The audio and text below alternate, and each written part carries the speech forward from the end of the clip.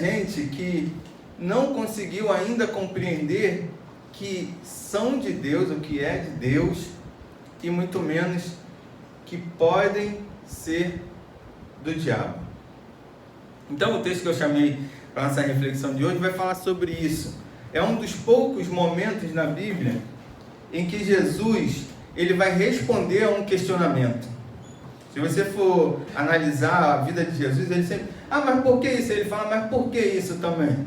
Ele não dá a resposta, mas nesse momento eu queria que a gente estivesse pensando sobre essa resposta direta de Jesus, que alguém perguntou, Jesus, é lícito pagar impostos? E ele fala, dê a Deus o que é de Deus e a César o que é de César. É muito interessante refletir sobre essa fala que nos dá o entendimento de que nós somos as únicas pessoas ou os únicos seres humanos capazes de discernir entre o bem e o mal. Jesus está falando, a Deus o que é de Deus e a César o que é de César. Daí a gente já parte do pressuposto de que o que não é de Deus, é até redundante, né? Não é de Deus. O que passa no nosso viver daquilo que nós damos a Deus, não é de Deus. E é triste imaginar que tem pessoas que elas, às vezes, estão dentro da igreja, mas entregando tudo para César. Entregando tudo para uma religiosidade, para uma igreja, para um pastor, para um missionário. E não dando nada a Deus. O texto está em Mateus 22, no versículo 21, é bem conhecido de todo mundo. E que também aparece em Marcos 12, 15 e Lucas 20, 23. Mas vamos ler só esse, que eu já até citei. Dizendo-lhes, ou seja, Jesus disse a eles, então, dai, pois, a César o que é de César e a Deus o que é de Deus. O que você tem, para quem você tem dado? Vamos pensar então nas coisas que são de Deus, logo de primeira. Algumas pessoas são realmente de Deus. E essas pessoas aprenderam, ou seja, no nosso viver, há coisas de Deus que precisam ser aprendidas, como a obediência. Ninguém nasce sabendo que tem que obedecer, certo? A adoração,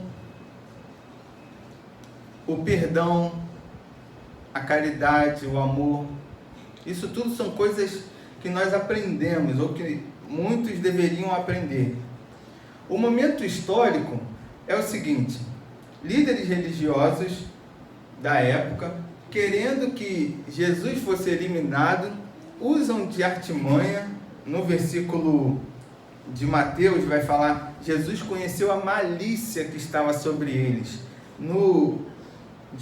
De Marcos, o ardil do seu coração, e em Lucas, a hipocrisia que havia neles. Então, Israel era um povo extremamente, ou estava sendo, ou ainda é, oprimido. É um povo que estava sendo extremamente oprimido, vivendo na miséria. A situação de Israel era deplorável e a causa era justamente os impostos. Não tem nada a ver com o que a gente vive hoje. Ou seja, Israel pagava e não tinha nenhum retorno daquilo que eles pagavam. Se eu perguntar aqui quem tem água potável em casa, algumas pessoas vão até levantar a mão. Mas se eu perguntar de novo quem tem filtro em casa, ou quem compra água, muitas vão levantar a mão de novo. E aí vão entender que o básico para a nossa vida a gente não tem. E até quando você vai comprar água mineral, você paga imposto. Tipo, entendeu a contradição? Se eu preciso comprar água porque os impostos que eu pago não me dão água potável para eu beber dentro de casa, por que essa água ainda tem que... Eu estou pensando, estou estudando bastante sobre energia solar, e uma das novas artimanhas do governo é taxar em 20% a energia que eu vou produzir. Tipo, eu tenho que ir lá pegar, colocar as coisas para funcionar na minha casa e ainda tenho que dar 20% para o governo. A conta de luz que você paga tem lá uma super taxa. E aí a resposta sobre dar a César o que é de César e dar a Deus o que é de Deus já está respondida, porque você não tem como não pagar imposto. E a profundidade está aí, é que Jesus fala assim, mas tem coisas que você precisa dar a Deus. Você precisa quebrar com isso. Há coisas também na vida de um ser humano que são inerentes a ele, ou seja, todos nós já nascemos com essa vontade de fazer o bem, de ser verdadeiro, de ser honesto. Outro dia eu já expliquei aqui sobre a máquina da mentira. Ela não detecta a mentira, ela detecta quando você não está falando a verdade, simples assim. E há também as coisas que são impostas por Deus para cada um de nós. Já parou para pensar nisso? Que Deus também cobra imposto, só que o imposto de Deus é baseado na sua fé. Sem fé é impossível agradar a Deus. Deus exige que você louve o seu nome. Deus exige que você leia, que você estude a palavra de Deus. E porque muitos não estudam a palavra de Deus, é que eles vivem cantando aquela musiquinha, né? Sou errada, sou errante, vivo na estrada sempre. Errais por quê? Então você é obrigado a ler a Bíblia todos os dias, você é obrigado a estudar a Bíblia, você é obrigado a entender na Bíblia tudo aquilo que está acontecendo ao seu redor. Essa mensagem aqui, ela foi escrita no mês passado, eu iria pregar ela no dia que a Margarete deu o testemunho dela aqui. E olha como que nada mudou. A Bíblia, ela tem as respostas certas para você todos os dias da sua vida. Os romanos, assim como o Estado hoje, eles são dominadores natos. E o povo de Israel naquela época eram dominados passivos. Havia até alguns que a gente já conhece a nomenclatura, os publicanos, que eram os judeus que cobravam impostos, como Zaqueu, e que além de tudo, além de cobrar o imposto, ainda roubava mais ainda ao povo. É alguma coisa nova? E até esses que vão questionar, que são os líderes religiosos da época, eles eram contra pagar impostos. Mas, como eles sempre viveram às custas também dos impostos, tu acha que eles iam falar, não, rapaz, dá a Deus que é de Deus? Assim como nos dias de hoje, muitos de nossos políticos da bancada evangélica, de outras frentes, que se dizem cristãos, que estão sempre postos a falar mal ou a lutar contra alguma coisa, mas nunca têm coragem de libertar o povo ou de instruir o povo corretamente. Os líderes chegam para Jesus e aí é uma coisa tremenda, irmãos. Está aqui o pastor Misael. Pastor Misael é Jesus. Eu vou chegar para Jesus e não vou conhecer Jesus, gente. Entendeu isso? Eu sou um pastor. Pastor Misael é Jesus. Eu vou chegar para o pastor Misael e não vou sentir nada. Vou estar tão próximo assim de Jesus e não vou sentir nada. É isso que aconteceu com os líderes religiosos e que tem acontecido nos dias de hoje. Jesus está na frente deles, mas eles olham. Vou tentar evitar citar nome, mas eles olham para o candidato, eles olham para o eleito. Cadê Deus? Deus precisa de alguém para defender a igreja dele? Assim como você não precisa de ninguém para te defender. Se você for de Deus. Porque quem é de Deus não teme nem o perigo. Quem é de Deus está andando, está vivendo nos braços de Deus. E mesmo quando alguém está com uma pedra e faz um machucadinho, é Deus que cuida da sua ferida.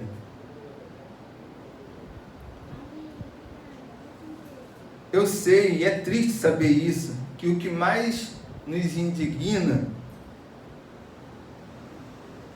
é a corrupção, ao invés da desigualdade social. É triste a gente achar que... Deixa eu ler o versículo todo aqui para não me perder, que isso aqui está bonito, eu até botei no Facebook. Sei que a corrupção nos indigna muito, muito, mais até que a desigualdade. O crime, muito mais que a opressão. E a morte, muito mais que a prevenção de doença. Mas o que você pode fazer? Você pode prender alguém? Vamos citar. Fulano é ladrão. O que você pode fazer por isso? Mas agora, fulano está passando necessidade. Então tem muita gente falando, fulano é ladrão, fulano é ladrão. Mas o que ela faz? Tem muita gente, morreu alguém em Vila Isabel, morreu alguém e tal. Mas o que ela fez contra as pessoas que estão gerando morte? É isso que você pode fazer. Você pode denunciar. Você vai ser X9, mas o problema é seu. Você pode colocar uma câmera. Tem várias coisas que você pode fazer para prevenir que as pessoas sejam mortas.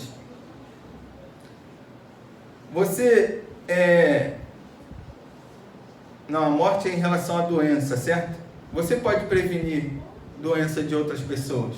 Quantas pessoas passam necessidade e precisam de um medicamento, precisam, às vezes, só de uma instrução, beba água.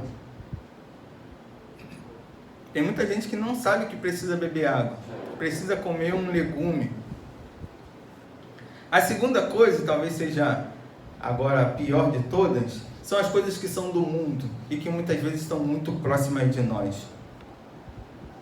Coisas que também nós aprendemos com o mundo, porque dentro de casa ninguém aprendeu a ser desobediente.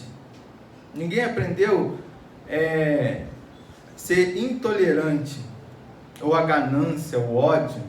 Isso são coisas que o mundo ensina.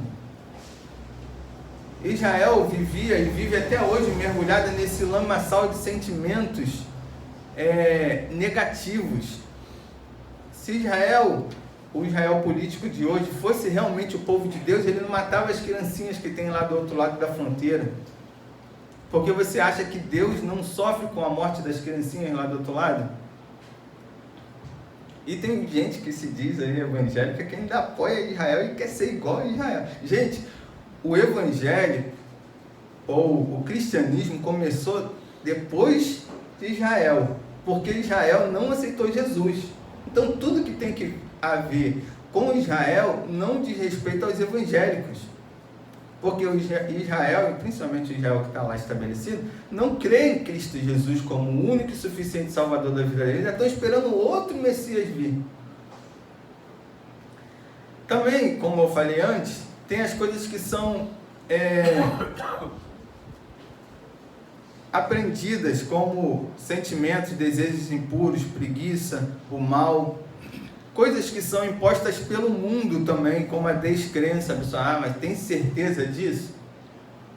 A murmuração. Você não aprende na palavra de Deus a ser um murmurador, a negligenciar o estudo da palavra. O diabo quer mais é que você fique assistindo mesmo meia hora de mensagem de autoajuda, para que você até se sinta ajudado, mas que você não vai se sentir liberto. Que é isso que muitas igrejas estão fazendo hoje.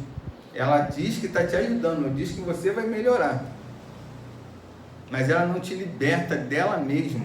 Tem igreja que você é proibido de fazer visita em outra. Pagar impostos, naquela época, significava um culto ao imperador. Por isso que Jesus compara o culto a Deus, quando ele fala: dê a Deus o que é de Deus e a César o que é de César. Deus está colocando assim, ó. Jesus está colocando, Deus está de um lado e César está do outro. E nas entrelinhas está dizendo, ou você faz um culto a Deus ou você faz um culto a César. Nós precisamos nos libertar da dependência do dinheiro. Mas como que a gente vai fazer isso?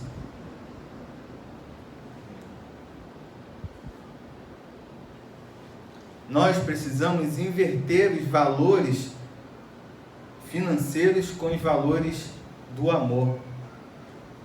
Essa semana eu tive uma experiência muito boa. Foi terça-feira. Eu fui participar de um mutirão e eu sabe como é que eu sou, né? Tenho problema de coluna, não faço pegar peso e tal. Mas enfim, a pessoa foi me ajudar lá no ano passado, no início do ano, e eu falei assim, não, eu vou lá. Eu não sei o que eu vou fazer lá, mas eu vou lá. Irmão, passei o dia todo no sol quente, cheguei a ficar tudo vermelho, enrolando arame, cortando coisa que até uma mulher grávida poderia fazer. E eu não ganhei um centavo. Mas eu tenho certeza que ali eu dei a Deus o que era dele. E eu ensino isso para as crianças lá no morro. Quando alguém estiver pensando que suba com uma bolsa até lá em cima, você tem que levar e não aceite nada dela, porque isso é uma oferta agradável a Deus. Mas, quando a gente aceita, quando a gente se submete, o diabo, irmãos, ele nos proporciona uma série de distrações religiosas, campanhas e tal, simpatia, essas coisas aí, futebolística e até política, para que a gente não cumpra o nosso chamado, a nossa vocação, que é ser de Deus, onde quer que estejamos. Vivemos em um mundo hoje moderno, onde muito do nosso conforto, ele contrasta com a simplicidade do Evangelho. Se Jesus viesse hoje a pé à nossa igreja, ou a um congresso desses aí, as pessoas vão falar assim, pô, mas ele é Deus e não tem um carro. Está vendo o cheiro de Jesus? Ele é Deus e não tem nenhum perfume importado. Ou não, eu estou falando outra coisa. Se Jesus chegasse na sua porta hoje, vai pedir um pedaço de pão, o que você faria? Por último, irmãos, e o mais importante, é a consagração de coisas e de pessoas. E aí entra a sua família, ou o restante da sua família, como eu já disse aqui, né? Família, a minha família, depois que eu casei, se tornou a Monique, a minha filha e a minha mãe, porque eu não tenho pai e só tenho uma filha. O restante é parente, certo? Então, se você ainda não casou e se você não tem pai e não tem filha, a família é você. E aí por isso que eu citei essa questão da celular, não do núcleo. O núcleo já são mais pessoas. Você é consagrado a Deus? Somos os únicos seres capazes de consagrar a Deus ou ao diabo nossas vidas, nossos bens e outros seres. Gente, eu moro no Alto da Boa Vista. Tem cada coisa que a gente vê ali na estrada. Animais. Esse dia então uma série de coisinhas lá de barro, sabe? Mas a imagem era terrível. Aquele barro, ou Deus criou o barro para que se tornasse aquela escultura. Aqueles animais, Deus criou para se tornar, para ser consagrado a essas coisas, a essas entidades.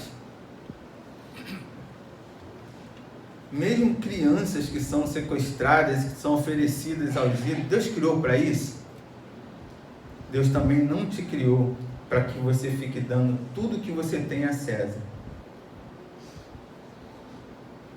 E César muitas vezes entra na nossa casa disfarçado de uma TV a cabo, de uma internet, de um celular, várias coisas que muita gente aqui tem e que impede que essa pessoa contribua com o seu dízimo, que aí sim é de Deus.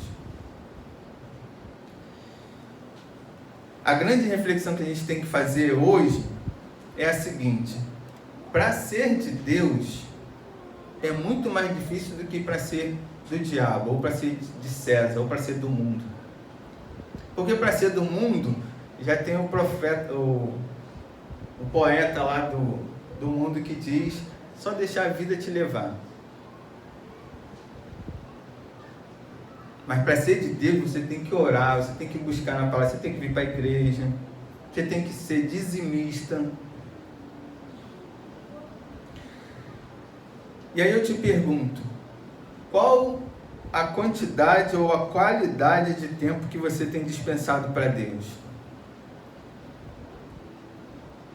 Tem muita gente que acha que Deus aceita qualquer tempo ou qualquer oferta. Lembra naquele momento lá que todo mundo estava dando dízimo, aí vem a viúva e dá lá as moedinhas? Jesus disse o quê? Todos deram o que? A qualidade e a quantidade do tempo, de qualquer coisa que você tem dado a Deus, influencia muito em quem você é. Você ouve a Deus todos os dias da sua vida? Ou você ainda está tentando ouvir do que eu estou falando? Tem gente que também só ouve a Deus através do domingo na igreja. E Deus todo dia está falando com você, mas tem alguma coisa que está impedindo que você ouça. Deus está te mostrando uma série de coisas, mas tem alguma coisa que está impedindo que você veja, que você sinta. E aí você se torna como aquele religioso. O sumo sacerdote era praticamente a última instância entre Deus e o homem diante de Deus, e não via que Jesus estava ali. Não podemos, irmãos, ser aliados, coniventes ou imparciais com as injustiças, ou com as blasfêmias, com as incredulidades desse tempo. O apóstolo Paulo, ele foi acusado de traição. Ele foi preso. E sabe qual era a revolução que ele estava fazendo? Dizendo que havia outro rei, que Jesus era o rei. Esse foi o motivo pelo qual Paulo foi perseguido, foi preso, só porque disse que não era o presidente, o governador ou o prefeito que ia dar jeito na cidade, mas Jesus. Quem mudou a minha vida não foi o governo, nem lembro que governo que era na época, foi Jesus. Então, irmãos, que você creia nisso, que você entenda que as coisas de Deus são muito diferentes das coisas do mundo, mas que quando a gente confunde as coisas, é porque as coisas do mundo estão mais presentes na nossa vida do que as coisas de Deus. Porque se um religioso, ele não entende que Deus, ou que a solução para o mundo é Jesus, ele está totalmente equivocado. Se ele não reconhece uma outra pessoa que é de Deus, está totalmente equivocado. Então, se você está sendo enganado, é culpa sua. Porque a Bíblia já diz, no fim dos tempos virão pessoas que irão enganar, se possível, até você. Então pede a Deus, liberta-me de mim, purifica o meu coração, a minha mente, eu me consagro a Ti, para que eu não seja enganado pelo falso evangelho que está sendo pregado. Vamos orar assim? Baixa a sua cabeça. Pede para que Deus fale ao seu coração. Pede para que Jesus te use. Que o Espírito Santo te conduza para libertar as pessoas de César. Para que você oferte essas pessoas a Deus. Porque a maior oferta que você pode dar a Deus não é o seu dízimo, a sua oferta, uma roupa velha que você quer doar para o bazar, ou um pouquinho de comida a mais que você consegue comprar. Mas é uma alma. E a coisa que mais tem lá fora são almas sedentas por Deus. Mas pelo fato de nós nos distrairmos com as coisas do mundo, nós não conseguimos ainda ofertar a Deus tantas almas perdidas que estão aí fora.